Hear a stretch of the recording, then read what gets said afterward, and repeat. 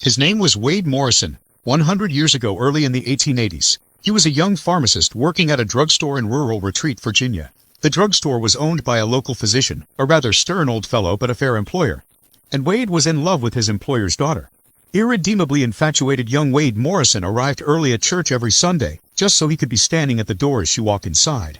While passing her house, Wade always strolled slowly, hoping for a glimpse of his beloved, or perhaps even a wave should she be sitting on the front porch. Wade Morrison racked his love-sick brain for a way to get and hold the attention of his employer's lovely young daughter. Then next, when she did come into the drugstore, it all happened quite naturally. He said, "Good afternoon," and she answered with the same words, shyly smiling. Then Wade stepped behind the soda fountain, proudly announced that he had been experimenting, telling the beautiful woman he had invented a special soda just for her. Artfully combining a variety of fruit flavors, Wade prepared the delightful concoction. The young girl, blushing, said that she was flattered, and so Wade's one-way romance blossomed into a mutual one. Wade asked if he might call on her. Happily, she granted his request, and within weeks their relationship intensified. He was about to propose when the whole world caved in on top of Wade Morrison. The girl's father, Wade's employer, came into the drugstore one morning, said he wanted to have a word with the young pharmacist. The old doctor said, "I'll get right to the point." He said, "I don't want you seeing my daughter anymore." Then the stern old physician explained his reasoning. The predictable protest that his little girl was just too young to make up her own mind, and then added a rather cruel postscript to the effect that when his daughter was old enough, surely she would have the good sense to entertain a more worthy suitor, a lawyer perhaps, or should she be so lucky a respected physician, like her father.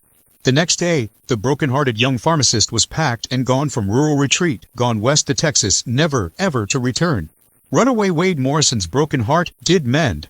He settled in Waco, Texas, eventually owned his own drugstore there, respected in his community. Happily, he married a Texas girl. His life in the West proved even more rewarding than it could ever have been elsewhere. And strangely, he owed it all to that stern old Virginia physician who had refused it to have him for a son-in-law. He eventually owned his own drugstore, Morrison's Old Corner Drugstore. His famous drink is considered native Texan, originating at Morrison's Old Corner Drugstore. But that is not the real origin. Even though it is the oldest of the major brand soft drinks in America, like its flavor, the origin of is out of the ordinary. Charles Alderton, a young pharmacist working at Morrison's store, is believed to be the inventor of the now famous drink. But truth is better than fiction. It was appropriate then, was it not, that the most popular soda invented and served in Wade Morrison's own drugstore, the soda that he had first concocted for his long-lost love, was named after his boyhood employer, and as surely as he never forgot that first painful, wonderful love of his young life, he was never going to let you forget her father, the man whose callous disapproval ultimately drove a young pharmacist to a success that otherwise he could never have known. It was not just a made-up name. There really was a stubborn old Virginia physician named Dr. Pepper.